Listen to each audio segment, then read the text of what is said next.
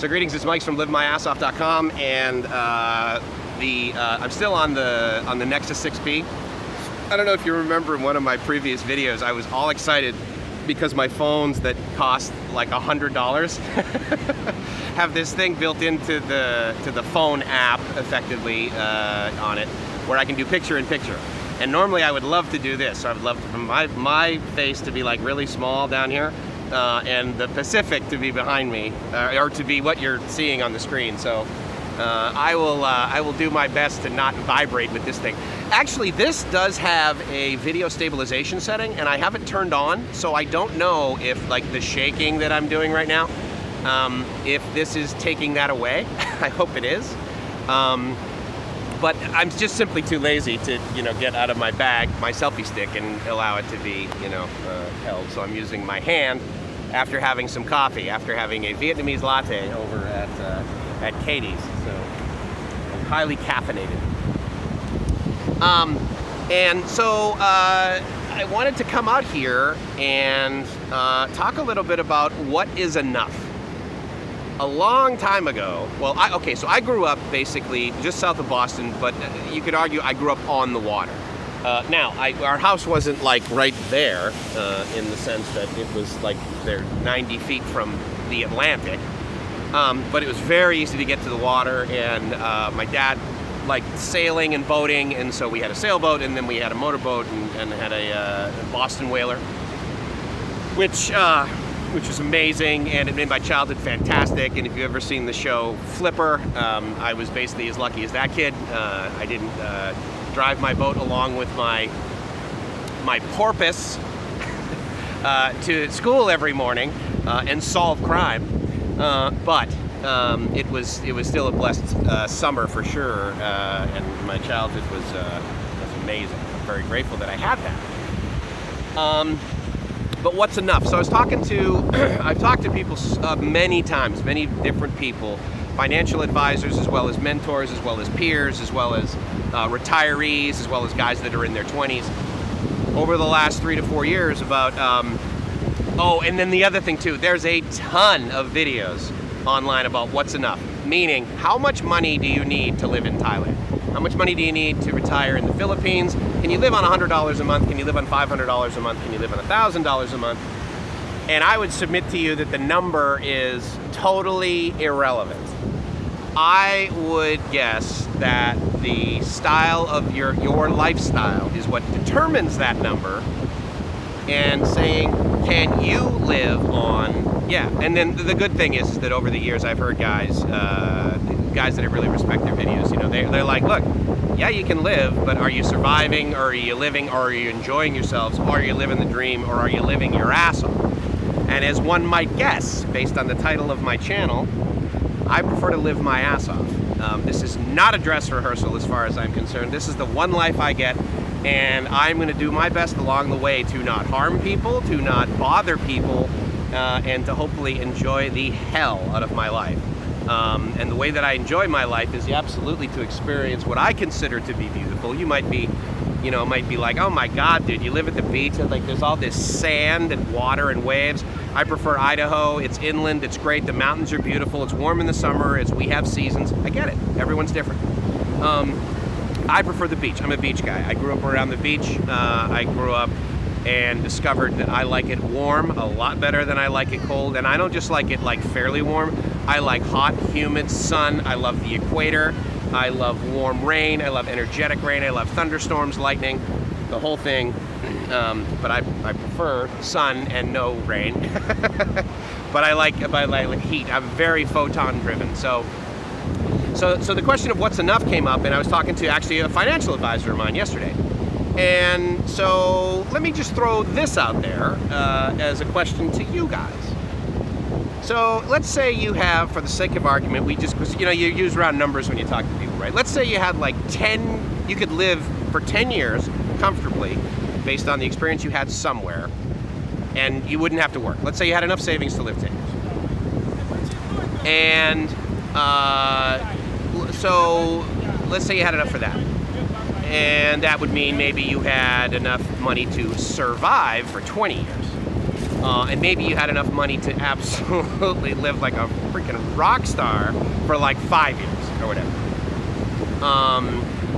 So let's say that was the scenario. Would you go do that?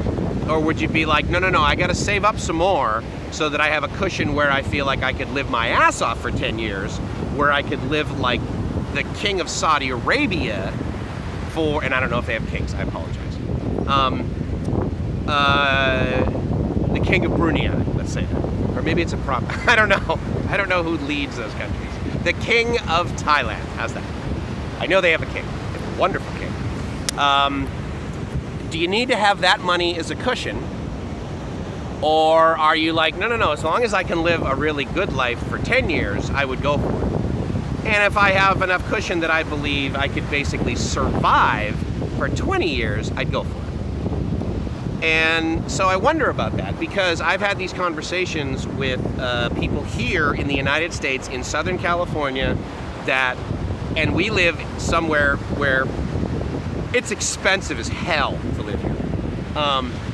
I mean, I literally know of no other place in the country where the fuel, the gas for your car is more expensive than in Coronado. It literally is $1 more expensive there than right here in Imperial Beach, where I drive down to get my coffee at Katie's. I just paid $3.09 for a gallon of gas. And again, I've said before, I don't really care what gas costs, but just as a comparison, right? So in Coronado, it's $4. So $3 here for a gallon of gas, $4 up there, exact same kind of gas.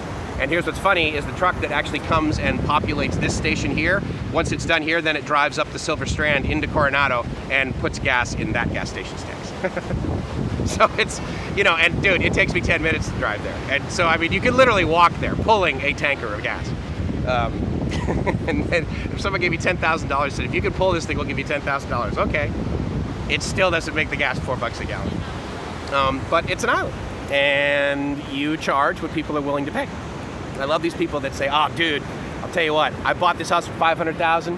The real estate guy, he told me that this house is worth $1.5 million, and I could just like sell it today and get all that profit. I'm like, okay, well, if it was worth $1.5 million, I guarantee you that real estate guy, he never would have accepted your offer of $500,000, because he basically just lost an enormous amount of money. The guy that owned the house, unless he was like so desperate for money, he's like, I need to unload this and sell this house in the next 15 minutes. Fine, fire sale, get it out of here, I get that. But no one in their right mind would sell a $1.5 million product for $500,000. So I'll tell you what your house is worth. What someone is willing to pay for it is what your house is worth. So along those lines, that's like the payment and the cost of things. So I have shared in some other videos about like what it's cost us to rent like little bungalows. And again, that's like when I share that stuff and those costs, it is full on vacation.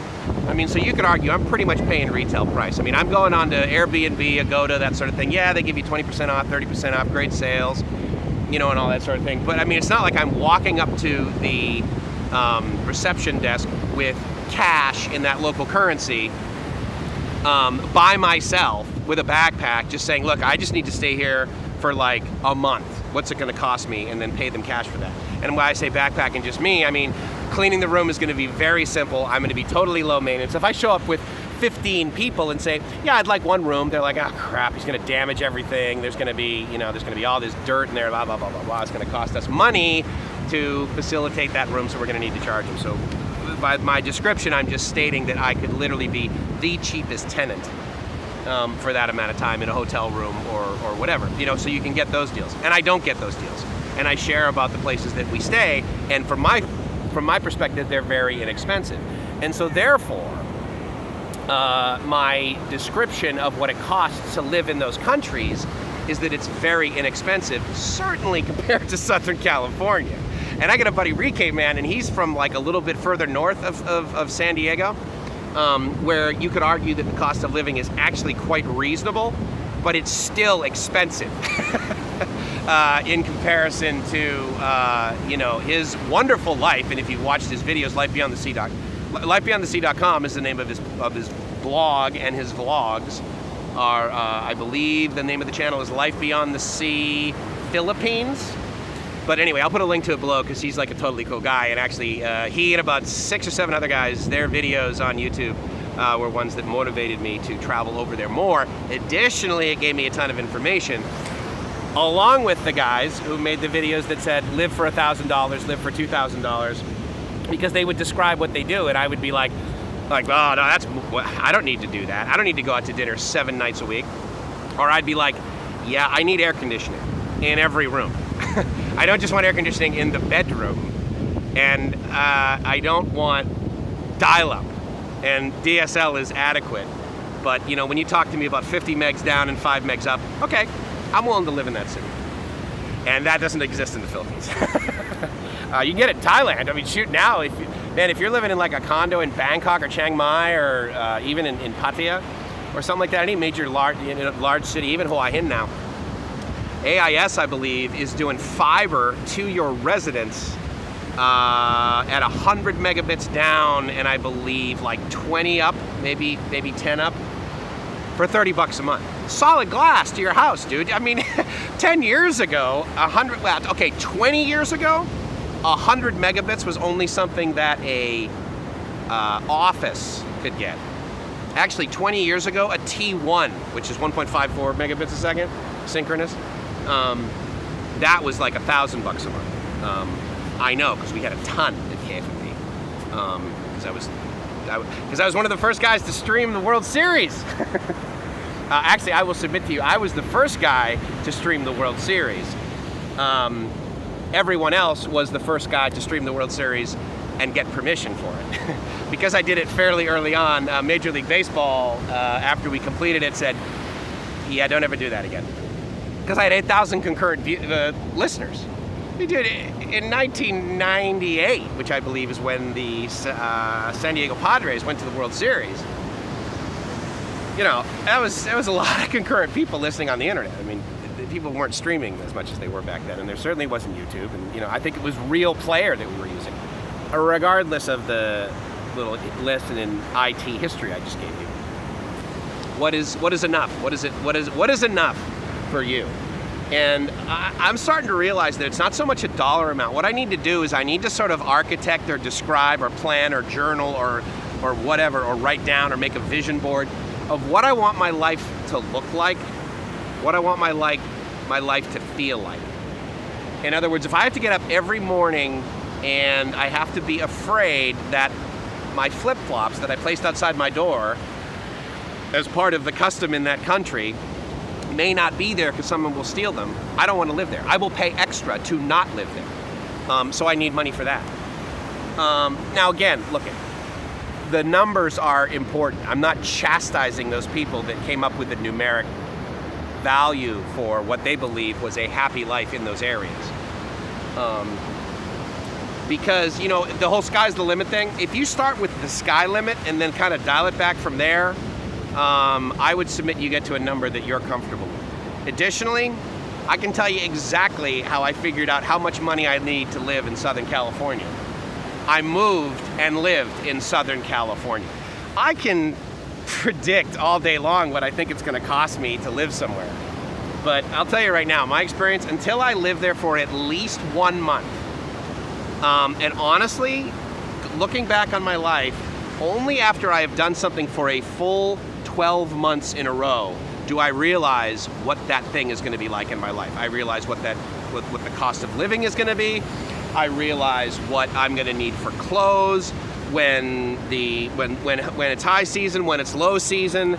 I mean, you think to yourself, oh, Southern California, that's amazing. Oh man, I'm from New England, and the minute my kids get out of school in June, we are going to San Diego. I can't believe I'm getting such a great deal on this hotel. Yeah, no kidding, because June is the worst month for weather here in San Diego, dude. That's why we call it June gloom. You know, so I mean, and you don't know those things until you live here. At least I didn't know those things until I lived here 25 years ago. Maybe you can Google worst month in San Diego, and bam, it says, oh, it's June. That's why they call it June gloom. And you can prepare that way. But so I'm just trying to figure that out, and maybe my next video will be actually with some numbers that I can place on things. Absolute, you know, just estimates. I mean, I really appreciate and I love these guys that are like, okay, well, this is what dinner cost me, you know, and then they do a conversion. $17.23 is what I spent today. Okay, dude, I mean, I get it, but like, I don't want to live my life thinking that way. I want to live my life saying, okay, I'm not going to spend $100 for this steak. I'm not really comfortable spending $50. But, I mean, if this is a $10 steak and the next one is a $15 steak, I don't care. You know, I want to live my life that way. So those are the comfortable numbers for me. And again, it's based on my revenue that I generate for myself here. So anyway, I'm going to throw some numbers out there maybe in some other videos, but I just wanted to throw out there that honestly, I think the whole what's enough thing for me, and maybe not for you, but maybe for you, is that like I wake up in the morning, I'm comfortable in my own skin, I feel safe, I go through the whole day, I have a good experience or an opportunity to have a good experience, the opportunity to add value, the opportunity to give back to some people and potentially help people, the opportunity to learn, the opportunity to be safe and warm and happy and all that. And if I can do that, then I'm living the dream. And if you're not living the dream, you're doing it wrong. So it's Mike from LiveMyAssOff.com saying, I hope you are living the dream. I'll talk to you soon.